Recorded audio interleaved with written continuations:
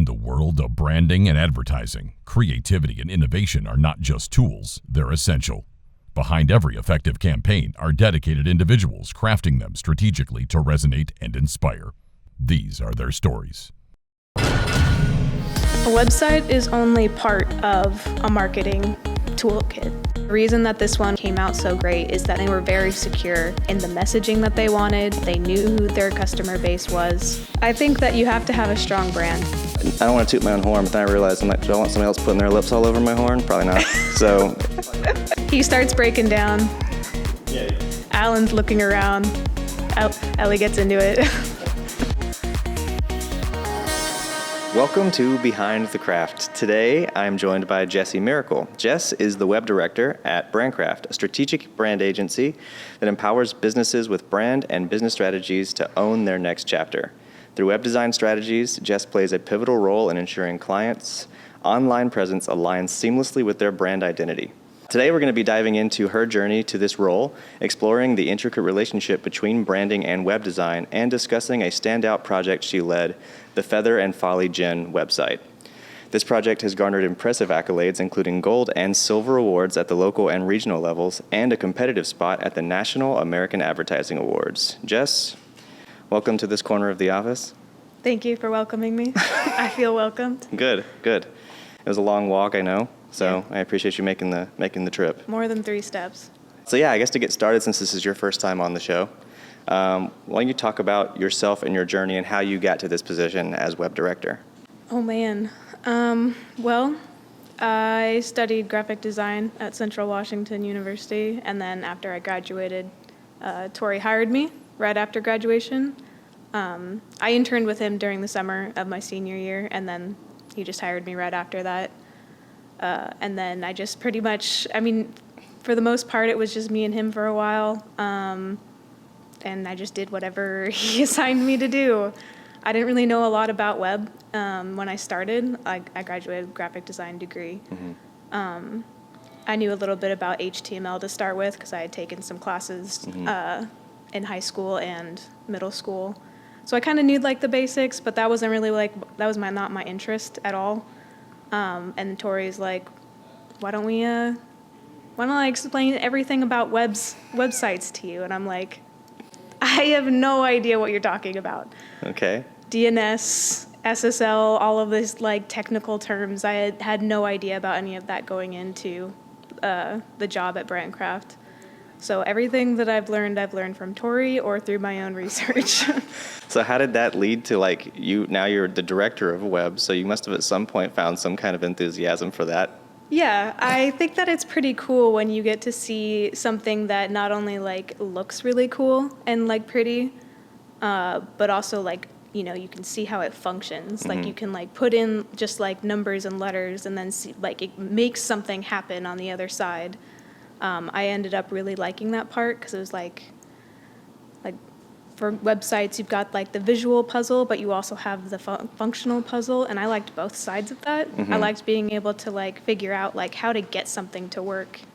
So I kind of dove into that a lot, and I did a lot of extra research on my own just because I really enjoyed it. Very cool. So you talked about your graphic design background. How do you think that helped you made you a better web developer, web designer? I think that it's really important. I guess I shouldn't say it's important. I think that it helps a lot that I'm able to focus on how to get something to work and look good at the same time. Mm-hmm. I really like using, I don't want to say left side, right side of brain, because right. I don't know how true that is. But if we were going to use that analogy, I like utilizing both sides. Mm-hmm. So I don't know if it's necessarily that my graphic design background helped me with the code. I think that they both work hand in hand together to help me really push out websites that look and function well. So Brandcraft is a strategic brand agency. We talk about that a lot, our focus is brand, but web is a huge part of that. So I don't know if you could tell me maybe, how do you define the relationship between brand and web design? And why do you think it's crucial that a website needs to align with the company's overall brand strategy? A website is only part of a marketing toolkit. You need more than just a website in order to really get out your brand out there, really sell your company. If you're just relying on a website, you could be so much better. You could be better set up for future success. You can have a better security in your company and who you guys are. It'll be easier to like take steps forward with a better foundation, and the website is just a part of that. It's just part of the whole. Like, you can't rely on one or the other. You can't just have good branding. You need to also have other toolkits that complete the entire marketing process. I don't know if that answers your question. It or does a not. little bit. I think on the other side, and you flip it, how much easier does it make the web process when you have a brand that's more clearly defined? Oh, so much easier. It's nice to be able to, like, if a company is very secure in who they are already, that just makes everything else a lot easier. I now know now have rules that I can use to apply to the website to help sell that brand easier in a wider, with a wider audience. Especially like the further we go into the future, more and more people are going to be online, and maybe eventually we'll always be online forever, and there won't be any not online. So it's good to have a good online presence. Yeah, eventually it'll just be presence. That's good and depressing. Yeah. That's nice. Thank you. Okay, so how do you balance, you talked about it a little bit, but how do you balance that creative plus, like, with the strategic aspects of your position? Because we talk a lot about, and you have already, your site has to do more than just look good, it has to perform. How do you balance those two things? And do you think those two things complement each other? Oh, they absolutely complement each other. I think that when you think about being creative, you think about like, it's nice to have like no rules and you can just like go crazy. But I think that it actually is easier to be more creative when you have a good foundation that has already set up the rules for you to build in. If you don't have any parameters, you don't really know what you're making, you don't know like who it's for, why you're doing it, it's a lot harder to be creative in a way that you know is going to be successful. And like that's the whole point, is you don't want to make something that looks really pretty but doesn't like do anything. You want to make something that not only looks really cool, but it supports the company that you're making it for. It's going to help their customers like be able to interact with them more. It's not about just like looking good. It has to really function really well. And I think that making sure that you focus more on the like getting those rules set up and having them there will help you be so much more creative. How do you this is not written down in the questions, so sorry if you weren't prepared for this. How do you think about when in terms of design, you kind of have to guide the eye to take them on a journey with a website differently than you may with other ads? Or is it the same, do you think? Like same process? I think that a lot of the rules are the same. And I say rules really lightly because like you can say there's rules, but people break them all the time. But there's always a purpose to breaking them. Right. But there's like specific rules that you followed, like text hierarchy is really important, and the use of color can help guide people through. So there's general rules that I like to follow. I don't want to make things too busy for people. I really want to make sure that there's a lot of resting points for people's eyes. So there's rules that I follow in general, but they apply to pretty much all graphic design. And obviously, like I said, it depends on what the purpose is. Right. So let's talk about the specific project that I wanted to talk to you about, which is the Feather and Folly Gin website. Tell us about who Feather and Folly is, the gin, and what the goal was for their website. So the gin is made by Munson Ranch Distillery. They came to us to make a website for their gin, Feather and Folly. They really they had like a specific mood and vibe that they wanted. They wanted something that really showcased the artwork on the label that was really important to the whole story, because they have all of their botanicals that they're using in that tattoo-like design. And they wanted to showcase a lot of their botanicals because what they were using was also really important for the gin. And they wanted to like really sell to more of a younger demographic. But they didn't have a lot past that. They wanted something that looked cool. That was pretty much that was the main thing that they wanted. Okay, so then talk to us about the design. Walk me through the design process. for Feather and Follies Gen's website. So what were some of the considerations and the challenges maybe you faced doing this? What do you remember about this site, figuring out how you were going to do it? I'm going to be honest with you, Aaron. I can't remember a lot of issues because this process for this website was just so smooth. I think maybe the biggest thing was I had an idea that I didn't quite know how to achieve, which was I wanted to be able to show the botanicals and kind of have like an interactive map. That because they mentioned multiple times in meetings that their label design was designed by a tattoo artist, and they had all of the botanicals that are in the gin like hidden within the design. So they really wanted to. So they had mentioned that like a lot of times, and I think they were really like proud of that. And I was like, I think it would be cool if we were able to like show that without like making it obvious. Right. So I had a couple of like thoughts, like making an SVG that kind of had a little bit of an animation. In the end, I just used a hotspot module.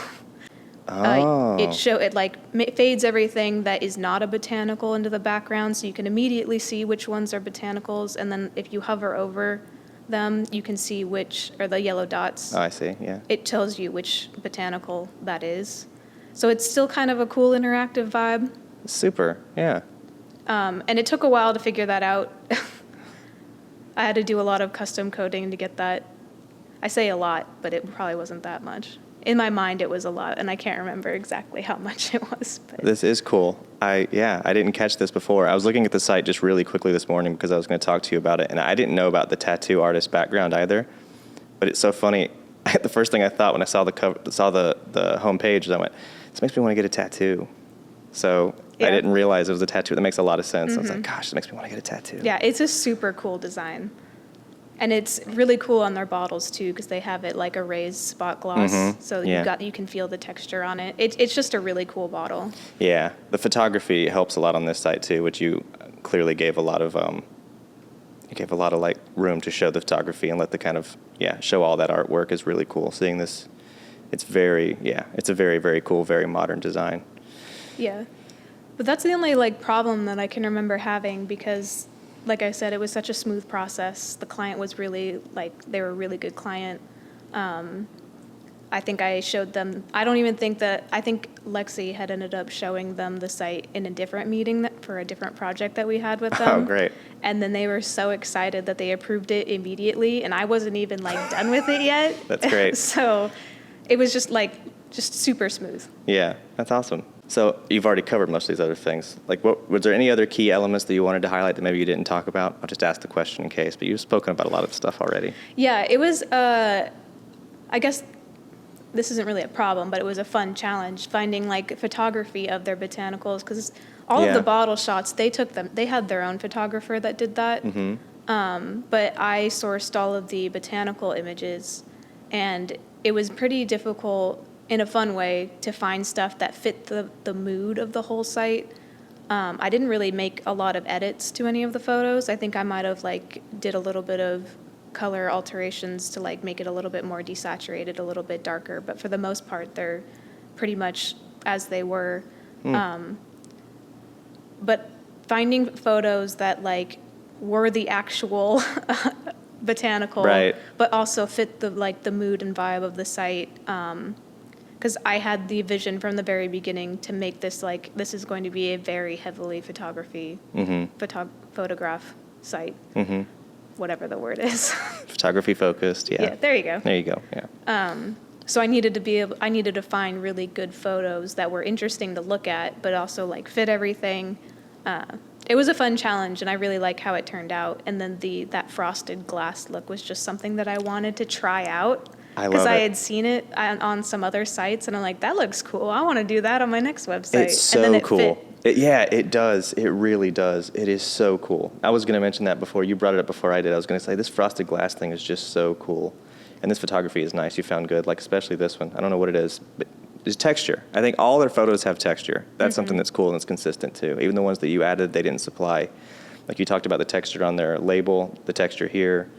Yeah, it's really great. The photography really speaks, but this, that effect's really cool. I don't know why. It's so. I was gonna say maybe I'm just like a basic bitch, but like I think that's so freaking cool. But yeah. I still think it's cool. I mean, there's a lot of different stuff like being used there. So, like we've got that parallax effect, so you can see the image going behind it, and then it blurs as it goes behind. And then you've got like an actual texture over that, so it's not just the blur. You can see that it's got a little bit of a color there. So it really looks like you're like looking in through some frosted glass. Yeah, it does. It's really cool. So we talked about brand to start this. Is there anything? How would you say, if you were going to talk about the brand for Feather and Folly Gen, how do you think this site kind of reinforces their brand? For Feather and Folly, their brand is the bottle. They don't have like, I'm pretty sure they don't, like, this is it. Like, they don't have, like, a huge line, or, like, Feather and Folly isn't exactly this specific company. So the site is meant to be, like, if you, like, stepped into the label, like, you would see what you're around is what is supposed to represent the gin. Which is a little funny because the label is a bright yellow, and then you, if you use my analogy, you step into this very dark and moody site. It's supposed to represent the feeling and the atmosphere of people who would be drinking this. And I think that it's supposed to, it's meant to help sell that experience as an extension to the bottle.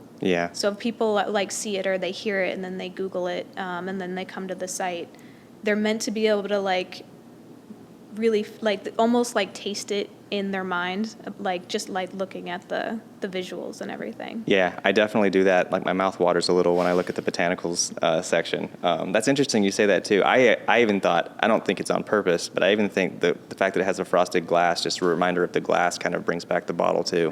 It's like a hinted element to that. Yeah, really, really cool. Oh yeah, all right, we're gonna talk about your awards now.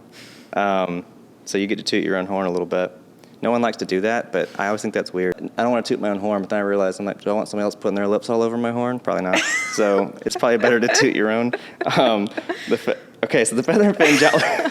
Feather and Folly Gen Project won gold and silver at the local and regional awards and competed at the National American Advertising Awards. So one, let's just talk about, like, how did it feel for you that this site received so much recognition? And then why do you think this project stood out so much to judges? You're right, I don't like talking about this. If I'm going to be completely honest with myself, it felt really good. Like, I don't make stuff expecting to get awards. Right. Like, that's not the reason that I make stuff at all. And I don't think that it's I don't think it comes to anyone's surprise when I say I don't really care about the awards, because us submitting to awards is kind of like a more recent thing. Yeah, right. It feels good to have something that you make like be recognized, and I'm always shocked every time. Like, it always catches me off guard. I think I put my expectations like as low as the ground so that I'm never disappointed. I mean, I wouldn't have been disappointed if this didn't win anything at all, or if we hadn't even submitted it for awards. Right. Because to me, and this is what I always say about anything that I make, or any award submission stuff, is that the award was being able to make it. And I know it's cliche, but really, I got to try so many new things with this site that I really wanted to do, because I really wanted to try out making the text really big and not like not super easily read, like how Botanicals is all on 3 lines. And I wanted to try out that frosted glass look. There was just so many things that I wanted to try with this site. So by the time, like, this is my favorite site that I've ever built, and like I feel like that is an award. Yeah. Because I don't say that about a lot of the sites that I make. Not that they're bad, but I feel really proud of this one. For a lot of different reasons, and the fact that the client was super happy with it, like all of that feels a lot nicer to me than like having a trophy. But it is nice that other people can look at it and be like kind of like give an acknowledgement, like, yeah, that is cool. And I think like, oh, okay. Toot, toot. It's cooler than just the circle that I've drawn for myself. Yeah. But yeah, I'm always shocked, to be honest. No, yeah. I don't think anybody else was shocked. I think when we submitted it, this to me anyway was like the one I thought had the best potential to go the farthest, and it did. So now I'm just tooting my horn about being able to predict things. But anyway, it's cool. I agree with you. The award isn't why we do it, but it is cool to have that too, and just to know that your work was appreciated on both a functional level, client was happy, but also outsiders and people who visit the site and judges who didn't even know anything about the project can tell and recognize how great it was of work too. It's cool. Yeah. Milquetoast answer aside, it does feel good to have acknowledgement on your work. What was that? Milquetoast? Like a really basic answer? Oh, okay. I've never heard that. Okay. I was like, what's milk toast? I don't know. I've just heard people use it. Maybe it's milk, toast. Maybe. I thought that they were like a thing, like together. It might be. I don't know. Well, whatever. We'll consult Google later. Yeah, that's a good idea. All right. So what advice do you have for anyone out there who would like to cite as beautiful and as award-winning and effective as drinkfeatherandfolly.com? What would you give to someone who says they want to come to you, they're looking to make a website, they want something incredible like this? What do you say? I think, I don't want to give like a whole book of rules, but I think that you have to have a strong brand. Mm-hmm. The reason that this one was such a smooth process, and I think the reason that it came out so great, is that they had a very strong brand and they were very secure in the messaging that they wanted, in the look and vibe that they wanted. They knew who their customer base was. They had all of the questions answered already when they came to us. So I had all those rules that I needed to be very creative with it. I had the foundation that I needed to be able to really sell exactly who they were via the web. So that's what I would recommend. That's where I would start for every company, is like make sure that your brand is you're very secure in your brand and your messaging. Mm-hmm. And from there, like, pick somebody who you think that you can really trust. I think more than the work that you see that they can produce, you should probably find somebody who you can like connect to, who you see is very invested in you and your company and your success. Mm-hmm. I think that if they're invested, they're going to put a lot more effort into it. They're going to really want to make sure that it succeeds. If they're putting their own success on the line with your success, I think that the product ends up being better, and I think that relationship becomes really important. Yeah. Because now you're both like fighting for the success of, your brand. Yeah, absolutely. I think those are really the two like biggest things. We can get into the nitty-gritty, but that doesn't really matter as much as those two. I agree. Yeah, I think that's probably true, I would say, with a lot of different things, but certainly with web, for sure. All right, cool. So now I'm going to continue the theme of advice, but I tried to have a little bit of fun. You might know where I'm going with this. I found out I know something else about you besides that you're a great web designer, and that's that you're a huge fan of a certain film franchise. It's Aliens. No, I'm kidding. Not even close. Well, maybe a little close. Okay. Yeah, maybe a little close. So I got some clips. I sent you some questions ahead of time. I kind of want to see if you can tell. I'm just going to show you a clip, and then you tell me how this relates to web design. This is some clips from the movie Jurassic Park. I'm just going to you tell me what you think, and let's turn it into advice for people based on what you hear here. Ready? Okay.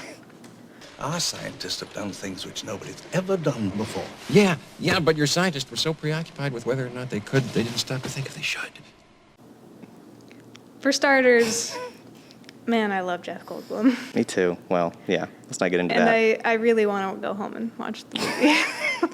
Okay. Just from that. Okay, but take the quote. Okay. Something that should, just because they could, they never stop to think whether they should. What's something you think should just never be done? Oh, well, that's a hard question to answer, to be honest, because there's never like a spot where there's never a certain thing that has no place anywhere. But just because you can do something cool with a website, like, for example, horizontal scroll, doesn't mean that you should. Right. Because you can do so many cool things with code, and there's so many there's so many websites, web builders and CMS that you can just go crazy with nowadays. You don't have to be very well versed in CSS and JavaScript and all of that like you used to have to be. But that means that you have a lot of power at your fingertips, and you should be using that responsibly. Not wielding it like someone who found their dad's gun, I think is how he says it later in the movie. But anyway. Yeah, you can do a lot of cool stuff, but again, you need to make sure that it works for what you're making it for. Okay. Explain to me why horizontal scroll you think is bad. I just want to explain to me why. It's annoying. Yeah, I know, but I'm not saying I'm not. I think that made me sound like I'm a proponent of it or something. I'm just curious from a strategic or from a why would you say, if someone said, hey, I want you to do horizontal scroll, what would your question be? Most people are expecting to go down and not to the right. Yes. And this can cause a lot of frustration for people, me being one of them. Right. When you have a user base, especially dependent on the the generation or the age of your user base, people would get very familiar with doing certain things. And so if they're looking for something like a product, for example, and they suddenly land on a site and now things are just crazy, topsy-turvy, they're suddenly going every which way, or they don't have a lot of control over where they want to go, they're going to get frustrated and then they're going to leave. Yeah. So while it's cool, I'm not saying it's not cool, because it is. I don't think that in the 2000s you could do stuff like that. If you're not making sales, then you shouldn't do it. Yeah. If it's going to frustrate your customer base and they're going to leave and not even pay attention or look at any of the content on your site, then it's not worth doing. Yeah. At the very least, it's taking their attention away from the content and from the journey you want to take them on, and it's disorienting them and making them think about the design versus exactly. Yeah, right. Yeah. Because I get disoriented when I'm doing this, but it's doing this. I want it to move. Yeah. Yeah. Right. People get too caught up in the movement and not the content. All right. Ready for another clip? Yeah. Let's just watch the whole movie. That's what we should do. Next time we'll just do a commentary. That's it. And then at the end we'll just say something about but the brand. commentary will be you say something, I'm shh, I'm watching. Right. All right. Here we go. You ready? Yes. That is one big pile of shit. Well, I feel like that just has so many. It does, yeah. It might be similar to what we just talked about, but the way I phrased the question, if it helps, unless you have a thought, I'll let you. No, okay. please ask. The way I had to phrase the question was, so what are some things on a website that makes you realize this thing just needs a total redesign or rebuild? If someone comes in and asks you to look at their website. Oh, I see what you did here. You gave me the questions, but didn't tell you what it was going to be, how it's going to be prefaced. For me, everyone's going to have a different answer here because everyone's got their own preferences. For me, I think that it really starts with the functionality. If I get to a site and there's a million navigational items and they each have their own drop down with a ton of other stuff, I'm all right, I'm so overwhelmed that I don't want to click anything. And I think that I don't want to say it. I feel like it's mean. I know there's a lot of sites that need a lot of that navigation, but there's a certain way you need to do it in order to make it easy for people to navigate. If you make it hard to navigate a site, I almost said shit, so I'm already ready. Yeah, that's one big pile of shit. Yeah. If it's hard to navigate, then it's why is it there? Right. People aren't going to use it.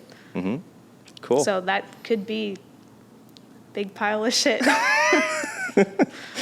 Yeah, cool. All right, clip number 3.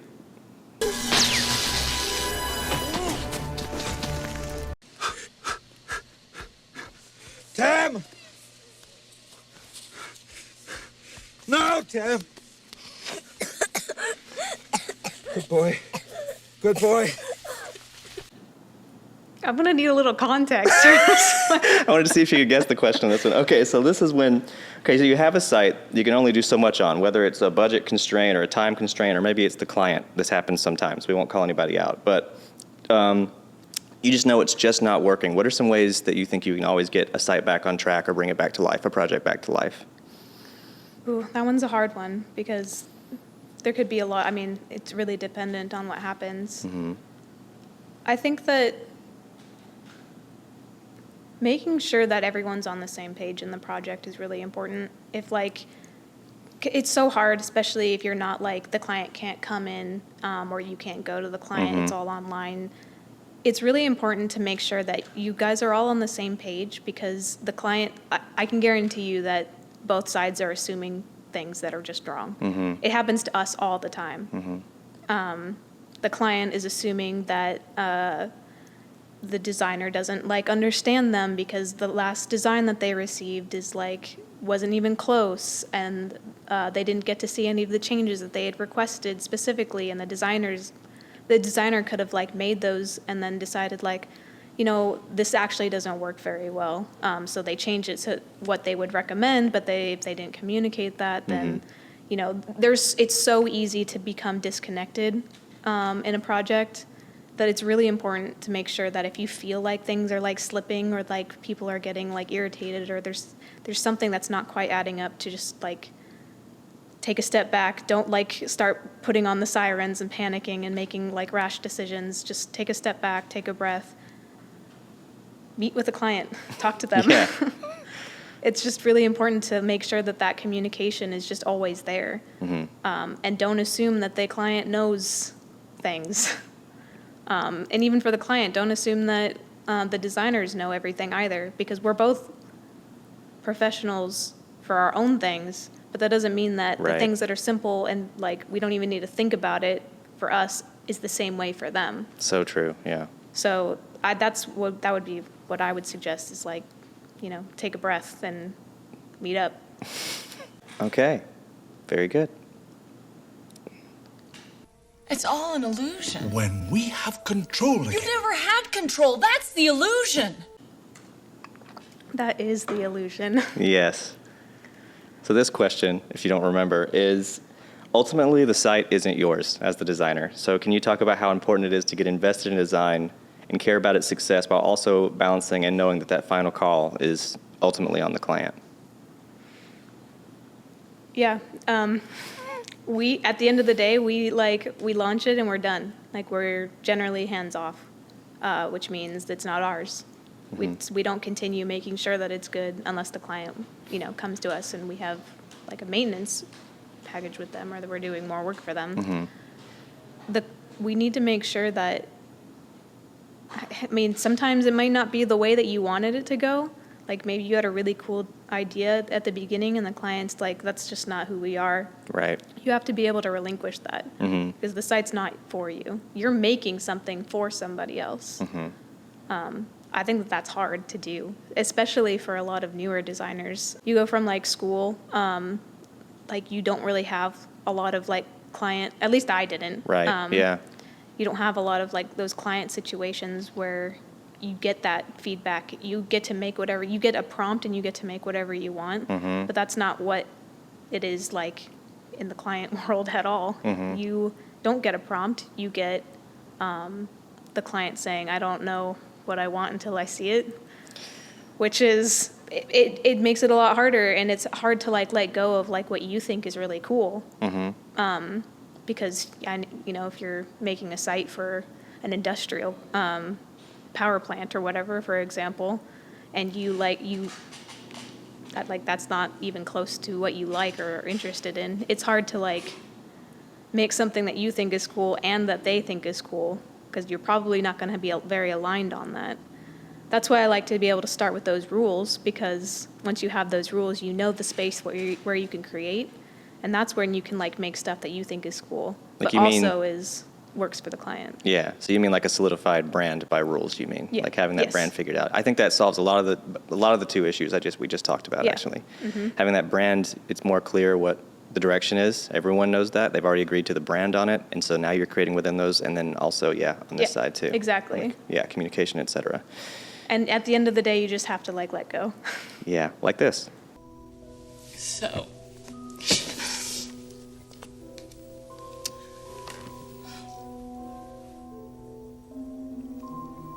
it's good. Yeah. Yeah, exactly. Like, if it's working for the client, you have to admit, like, yeah, I guess it is good. Yeah, exactly. At the end of the day, you have to. It's not something that maybe I would put on my portfolio as like my top work, but you know what? If the client loves it, their consumers love it, it's making them money, it works. There you It's go. good. Yeah, eat your ice cream, shed your tears, move on. Yep. Fairly alarmed here. Now, right now. Go, let's go. Hey. Start the engine.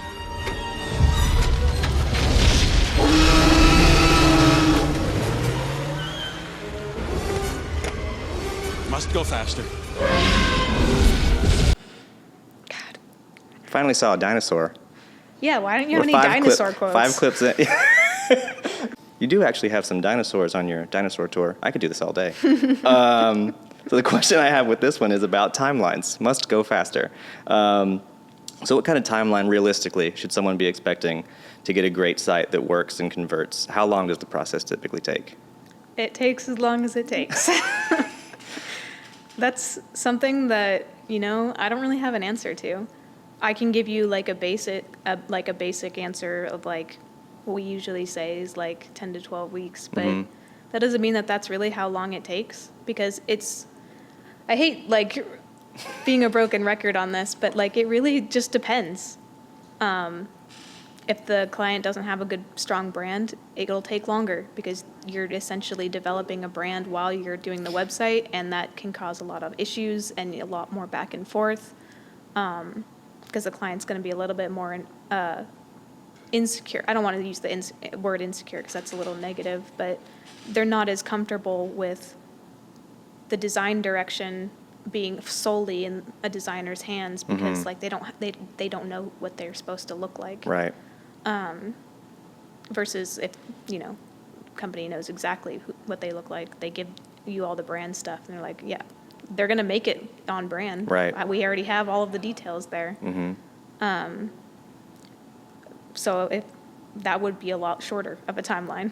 And, life stuff can get in the way. Like, there's so many things, so many variables. Right, but what would you say? Say I'm just like, I would get them like a minimum. Do you have at least this much time to invest in this? Like if someone's coming to you and they go, hey, we need you to build a site in 2 weeks or something, it's just like, well, that's not gonna happen. Sure, maybe if it's like one page and just like, there's no scrolling. It's just, you land on it and there it is. There it is. It's a postcard that you can view on the internet. Yeah. Yeah. Okay. Yeah. It'll take a few months. Yeah. Okay. Yeah. I mean, I would put 12 weeks at the long end. Okay. But it will definitely take more than 2. Yes, I would agree. Okay. All right, we got one more here. Only one? Only one. We'll watch the whole movie after this. Okay. Okay. But I own an island off the coast of Costa Rica. I've leased it from the government, and I've spent the last 5 years setting up a kind of biological preserve. Really spectacular. Spared no expense. Spared no expense. Spared no expense. I don't remember that part of the movie, but I found it on I do. YouTube. Oh, okay. Yeah, okay. I found it on YouTube just in He case. I don't starts know. breaking down. Yeah. Alan's looking around. Ellie gets into it. Oh, wow. Yeah, that's a deleted scene. You have like the limited edition. Yeah, I can imagine Yeah, him Spielberg hand delivered it to me. That's pretty cool. No, I want to give some credit just in case. This is by Scene Mixer. I found Scene Mixer on YouTube did this. He found every time that John says spared no expense, and he made like a little beat to it. Yeah, And I almost said that after the ice cream scene. yeah, exactly. Yeah, that's the very next line. Yeah. Good job. I liked it. I want a full remix song. We can watch that after this too. All right. Okay. Put it on the to-do list. But back to the quote, spared no expense. So now we're going to talk about the dreaded question. Let's talk about a budget. What should someone, realistically, what kind of investment are they looking at for a great site? Something like Feather and Folly, or actually I shouldn't name drop too many more. But just like some of the great sites that you've done that have performed really well, that are beautiful, realistically, what should someone be looking to invest? Realistically or ideally? An ideal project for us would be about a 30K website. We will have lots of room to be able to be very upfront with the client, work with them a lot on everything, make sure that they have, we'll have plenty of time to be able to do a lot of market research and spend some time on SEO, making sure that the site is optimized without doing like a full audit. Just a lot of like the smaller, more detailed stuff that ends up kind of getting swept under the rug if we don't have the time. Like those are the kinds of things that really start setting you apart from your competition, because your site will be fully optimized. You'll be able and you don't have to like be super hands-on with it anymore because, you know, we set it up for success. I don't want to say more realistic because there's different levels of realistic. It depends for on the everybody. expectations, the goals, etc. Right? Yeah. Yeah. But I think that on the lower end, like probably 18 to 20. Okay. Not that we cut corners or sweep things under the rugs, but we do have to start adjusting our own process to be able to fit everything in. We always want to make sure that we give clients the best result for what they're paying us for. And we want to be, like I said, our measure of success is a client's measure of success. We don't make stuff just to like make money. We want to help people. We want to make sure that we put something out there that is going to benefit people who are spending a lot of money with us and crafting that relationship. Yeah, and rushing out a $5,000 website isn't going to benefit anyone in the long run. No. Like, yeah, right. So you're always going to give the bells and whistles. It's just this one has $18K worth of bells and whistles, and this one has $30K worth of bells and whistles. And the question is, how many bells and whistles do you need? And we'll figure that out. Right. And yeah, sometimes like depending on where a business is at, like maybe you don't really need the 30K. Right. Maybe you do just need the 20. And that's what we would offer. Like, we would have different tiers of pricing, and we would make sure that we're offering the appropriate tier for the client's needs. Cool. Well, I have no more Jurassic Park clips. We can watch the whole remix song later if you want. Do you have anything else you want to add before we go? I don't know. I already talked so much today. You did. You did really well. Well, thank you for coming on. I guess let's watch these videos. Yes. All right, cool. Thanks, Jess.